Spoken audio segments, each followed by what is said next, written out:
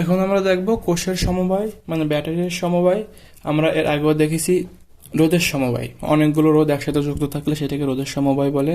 আর এখানে অনেকগুলো ব্যাটারি বা অনেকগুলো কোষ একসাথে যুক্ত থাকলে সেটাকে আমরা কোষের সমবায় বলবো। তো কোষ ব্যাটারির রোধের সমবায় যেমন দুই প্রকার ছিল, শ্রেণী সমবায়, সমান্তরাল সমবায়। কোষের সমবায়গুলো এরকম দুই প্রকার, শ্রেণী সমবায় এবং সমান্তরাল সমবায়। তো আমাদের ফার্স্টে আমরা দেখব শ্রেণী সমবায়, কোষের শ্রেণী সমবায়। শ্রেণী সমবায় এখানে আমরা বর্তমানে দেখতে পাচ্ছি একটা বর্তনীতে অনেকগুলো কোষ শ্রেণীতে যুক্ত আছে।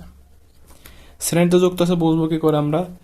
যখন আমাদের একটা কোষের ঋণাত্মক প্রান্তের সাথে অপর কোষের ধনাত্মক প্রান্ত, এরপর ওই কোষের ঋণাত্মক প্রান্তের সাথে তার পরবর্তী কোষের ধনাত্মক প্রান্ত, এইভাবে যদি আমাদের সম্পূর্ণ যতগুলো কোষ আসে সবগুলো কোষ এইভাবে যদি সংযুক্ত থাকে সেটাকে আমরা বলতে পারি শ্রেণী সমবায়।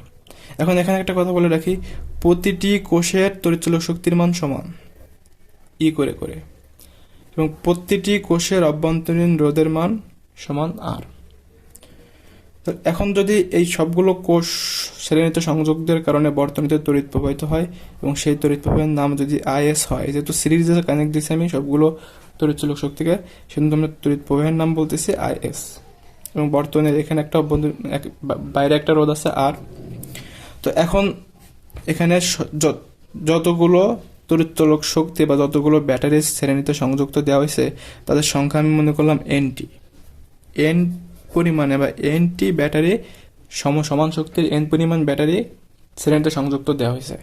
তাহলে আমাদের সবগুলো ব্যাটারির মোট তড়িৎচুম্বক শক্তিটা হবে প্রতিটি তড়িৎচুম্বক শক্তির যোগফল। যেহেতু এখানে এনটি আছে তাহলে প্রথমটির তড়িৎচুম্বক শক্তি যোগ দ্বিতীয়টির তড়িৎচুম্বক শক্তি, এভাবে এন সংখ্যক টি আছে।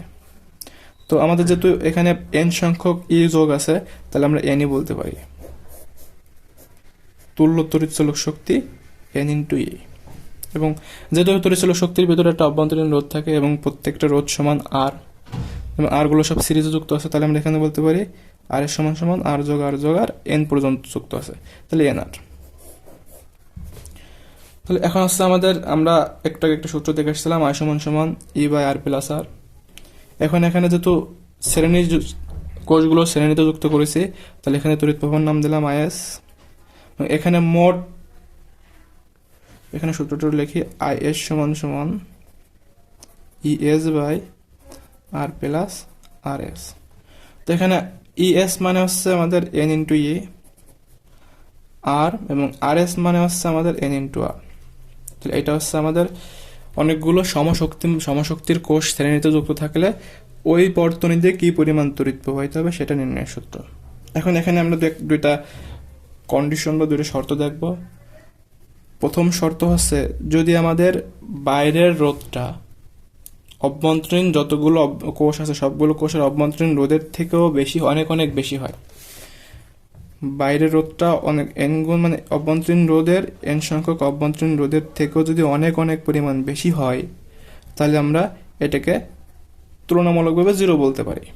তাহলে এখানে সমীকরণ এটাকে জিরো বললে আমাদের থাকে আয়ের সমান সমান এনই ইন্টু এনি বাই আর। তাহলে আয়ের সমান সমান এনই বাই আর।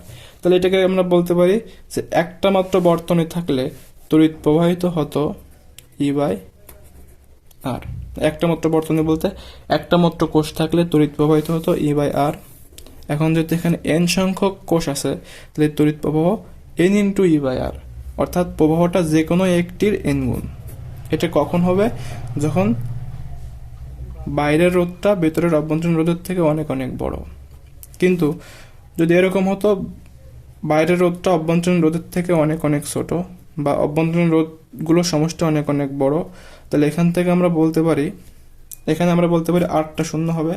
আরটা যদি শূন্য হয় তাহলে আমরা বলতে পারি N by E NE by N by R. এখান থেকে আমরা এনটা কেটে দিতে পারি, এনটা কেটে দিলে আয়ের সমান সমান ই বাই আর থাকে। এক্ষেত্রে আমরা বলতে পারি একটা মাত্র কোষ থাকলে যে পরিমাণ তড়িৎ প্রবাহিত হতো এন সংখ্যক কোষ থাকলেও একই পরিমাণ তড়িৎ প্রবাহিত হচ্ছে।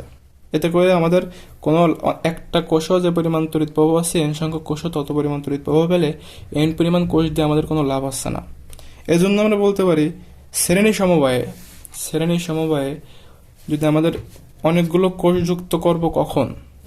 যখন তড়িৎ প্রবাহটা এন গুণ হবে এটা কখন হয়?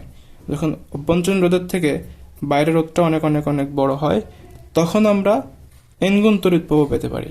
কিন্তু ভিতরের রোধটা অনেক অনেক বড় হলে আমরা কোনো তড়িৎ প্রবাহ যা আগে যা পেতাম পরেও তাই পাই। এজন্য আমরা শ্রেণীর সমবায়ে যুক্ত করব তখনই যখন বাইরের রোধটা ভিতরের রোধের থেকে অনেক অনেক বেশি হবে।